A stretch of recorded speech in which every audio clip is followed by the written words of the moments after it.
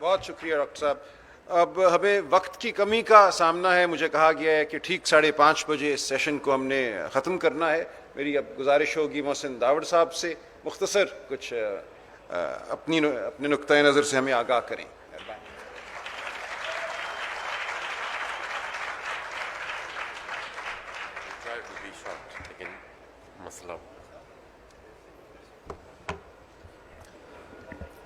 بسم اللہ الرحمن الرحیم. سب سے پہلے تو ایک دفعہ پھر میں مشکور ہوں آسما جہانگیر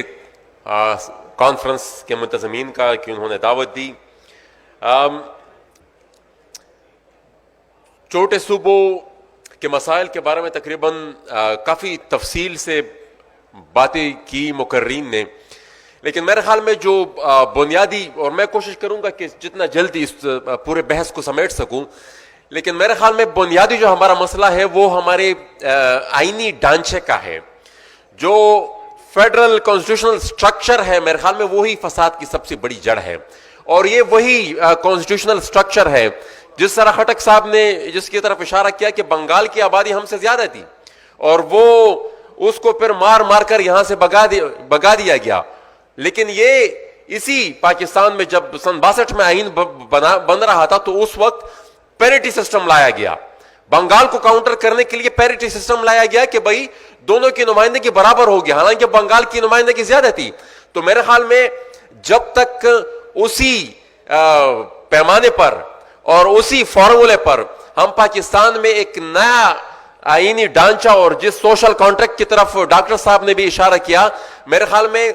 ایک نیا سوشل کانٹریکٹ جس کی بنیاد ہی اس پر ہو کہ جو ہمارا فیڈرل کانسٹیٹیوشنل سٹرکچر ہے اس سٹرکچر کو ہی ہم نے ریوائیو کرنا ہے. میرے خیال میں اس کے علاوہ ہمارے مسائل کا کوئی حل ہے ہی نہیں، کیونکہ یہاں پر پنجاب میں ہماری اتنی اکثریت ہے کہ ایک سیاسی جماعت پنجاب میں اکثریت لے کر آ جاتی ہے، وہ حکومت پہ قابض ہو جاتی ہے، حکومت ان کی ہوتی ہے. پیریفریز میں جو ہو رہا ہو، بلوچستان میں جو ہو رہا ہو، ایکس فاٹا کی جو منظور پشتین نے جو منظر کشی کی، باقی علاقوں میں جو ہو رہا ہو، مین سٹریم پاکستان جس کو کہتے ہیں پنجاب، ان کے میرے خیال میں حاکموں کو اور پاکستان کے حاکموں کو ان کے صحت پر کوئی اثر اس لیے نہیں پڑتا کیونکہ ہماری ووٹ کی ساری اکثریت بھی اگر وہ کھو دے تو ان کی وہ عددی اکثریت وہ برقرار رہتی ہے. تو یہ بنیادی ہمارے چھوٹے صوبوں کا مسئلہ جو یہ ہے کہ یہ جو آئینی، میں کہتا ہوں کہ مثال پاکستان کے فیڈریشن میں یہ آئینی سکم ہے، اور یہ سکم جب تک دور نہیں ہوگا میرے خیال میں ہمارے چھوٹے صوبوں کے مسائل ایک ان کے شاید اشکال بدلتے رہیں لیکن یہ مسائل اپنی جگہ برقرار رہیں گے. اب دیکھیں نا، اگر ہمارے یہاں انسرجنسی آتی ہے تو اتنے لارج سکیل وہاں پر آپریشنز آتے ہیں، 70,000 کے قریب، اس میں پھر لوگوں کی جانیں ضائع ہو جاتی ہیں. لیکن اسی سے ملتا جلتا ایک رد عمل اگر پنجاب میں اٹھتا ہے اور تحریک لبیک پاکستان کے سربراہی میں اگر ایک تحریک اٹھتی ہے اور اسلام آباد کی طرف وہ مارچ کرتی ہے اور راستے میں وہ پولیس والوں کو بھی مارتی ہے اور وہ بسوں کو بھی جلاتی ہے، تو ان کے خلاف رویہ اور ان کے خلاف رد عمل پھر بالکل مختلف ہوتا ہے. وہ اس لیے مختلف ہوتا ہے کیونکہ پاکستان کی جو جرنیل ہے یا پاکستان کی جو جتنی اسٹیبلشمنٹ ہے یا ایون سیاسی قیادت بھی، وہ پنجاب کی ناراضگی برداشت نہیں کر سکتے. they can not afford کہ وہ پنجاب کو ناراض کرے یا پنجاب میں کسی قسم کا بھی کوئی آپریشن یا کوئی اس طرح کا کام کرے جس سے پبلک سینٹیمنٹس کو کوئی ٹھیس پہنچے. یہی وجہ ہے کہ سعد رضوی کی ضمانت تو راتوں ہاتھ ہو جاتی ہے اور علی وزیر کا 5 مہینے تک اس کی سپریم کورٹ میں تاریخ بھی نہیں نکلتی. یہ مسئلہ ہی سارا یہی ہے کہ وہ چونکہ علی وزیر کا تعلق ایک پیریفری سے ہے اور یہاں پر جو پرابلم تھی وہ، اور یہ مسئلہ جتنے بھی پیریفری سے، بلوچستان ہے، گلگت بلتستان کی یہاں پر بابا جان نے بات کی، ہمارے پختونخوا یا ایکس فاٹا، یہ جتنے بھی پیریفریز ہیں، یہ ان سب سے یہ رویہ میرے خیال میں یہ بدلنے والا ہے نہیں جب تک ہم پاکستان کے آئینی ڈھانچے میں یہ تبدیلی نہیں لائیں گے. یہاں پر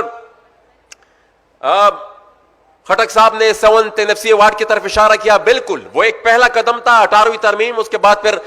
7th NFC ایوارڈ، وہ بالکل پہلا قدم تھا جب پہلی دفعہ پنجابی پولیٹیشنز پنجابی سیاستدان ہمیں اپنا حق دینے پر راضی ہو گئے. لیکن المیہ پھر اب یہ ہے کہ وہ پنجابی سیاستدانوں کو تو ہم نے راضی کر لیا, 18ویں ترمیم پاس ہو گئی, صوبوں کو اپنے شیئر مل گئے, لیکن اب پنجابی جرنیل اس کو ماننے کو تیار نہیں. وہ جس طریقے سے 7 NFC ایوارڈ وہ مسلسل اس کی وائلیشن ہو رہی ہے, اور یا پھر جس طریقے سے 18ویں ترمیم کی وائلیشن ہو رہی ہے, کیونکہ 18ویں ترمیم کے بعد کافی حد تک صوبوں کو وہ اختیارات دے دیے گئے تھے. اب NFC ایوارڈ بے شک ہم یہ سمجھتے ہیں کہ ایک وہ مثبت قدم تھا چھوٹے صوبوں کے مسائل کو ایڈریس کرنے کے لیے, لیکن میں کہتا ہوں کہ ابھی بھی اس میں کافی بہتری لانے کی گنجائش ہے, اور ہمارا مطالبہ ابھی بھی یہ ہے کہ یہ جو 82% کو یہ جو ڈسٹریبیوشن ہے ریسورس کی, یہ ابھی بھی 82% ہے. پہلے تو بہت تقریباً ابھی بھی 82% ہے, اور جتنے بھی ہم کمپیریٹیولی جتنے بھی فیڈریشنز ہم دیکھیں پوری ریجن میں, پوری دنیا میں, تو وہ ہمیں بالکل سلسلہ الٹا نظر آئے گا. ہندوستان میں میرے خیال میں آبادی کا تناسب ریسورس ڈسٹریبیوشن میں صرف 25% ہے, ارجنٹینا میں 65% ہے,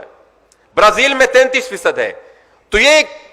ایک بہت بڑا فرق ہے میرے خیال میں. جب تک اس میں بھی ہم تبدیلی نہیں لائیں گے, وہ ہم اس طریقے سے چھوٹے صوبوں کے ساتھ ریسورس ڈسٹریبیوشن میں ہم انصاف نہیں کر پائیں گے. یہ میں وہ اچھا ساتھ ہی ساتھ NFC ایوارڈ میں اپنے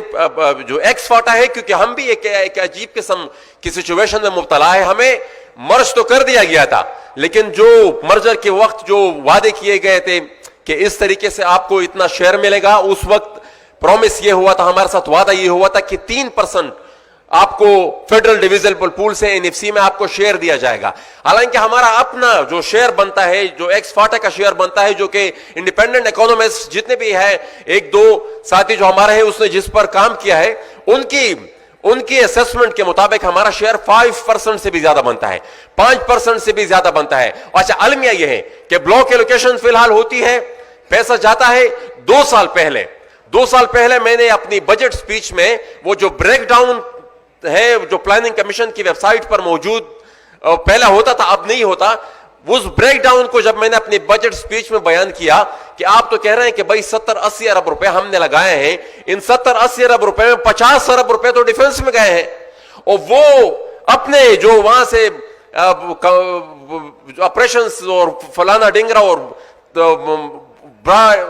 تار لگانے کے جو پیسے ہیں وہ بھی ہمارے فاٹے کی ڈیولپمنٹ کے کھاتے میں ڈالتے ہیں. اچھا اس کے بعد, اس تقریر کے بعد اب تک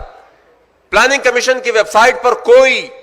بریک ڈاؤن نہیں دیا گیا کہ بھائی فاٹا میں جتنی لوکیشن ہوئی ہے یہ کس مد میں خرچ ہوئی ہے. ابھی تک اس کی کوئی انفارمیشن ہمارے پاس اویلیبل نہیں ہے, نہ مختلف کمیٹیوں میں جب ہم مانگتے ہیں نہ پھر وہاں پر یہ ہمیں پرووائڈ کی جاتی ہے.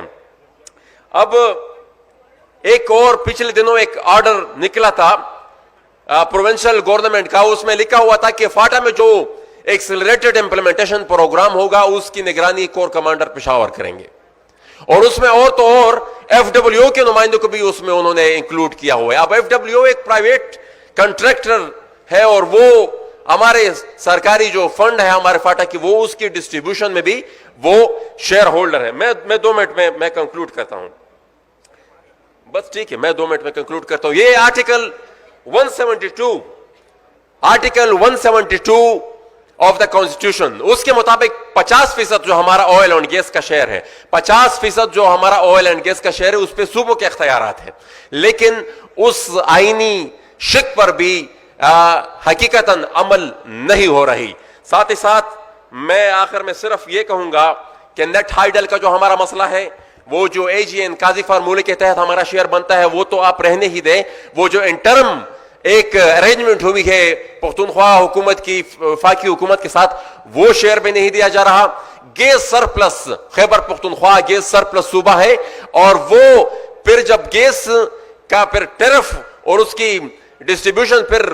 وہ اس کے لیے پھر انہوں نے جو weighted average gas cost of gas ہے, پھر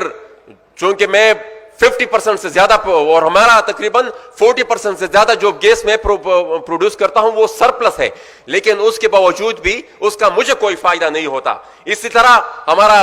پانی کا جو ہمارا حصہ ہے وہ ہم پورا کا پورا یوٹیلائز نہیں کر پا رہے ہیں، وہ ضائع ہو رہا ہے، اور اس مد میں بھی ہمیں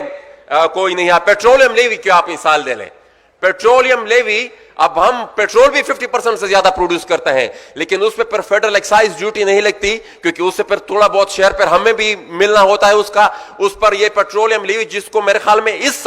اس سال کی بجٹ میں وہ 610 ارب کے قریب ہے، اور اس میں ہمیں 1 روپے کا شیئر بھی اس میں نہیں ملتا. میں بس آخر میں یہی کہوں گا کہ بہت سی چیزیں ہیں کہنے کو، لیکن چونکہ وقت کی کمی ہے، آخر میں وہی بات پھر دہرانا چاہوں گا کہ صوبوں کے مسائل کے حل کے لیے ہمیں ایک نئے عمرانی معاہدے کی ضرورت ہے. ہمیں اپنے آئینی ڈھانچے کو بدلنا ہوگا، ورنہ جس طریقے سے پاکستان کے جرنیل اس ملک کو چلا رہے ہیں تو میں کہہ رہا ہوں کہ یہ کمپنی اس طرح نہیں چلے گی. بہت شکریہ. بہت شکریہ داوڑ صاحب. بہت ہی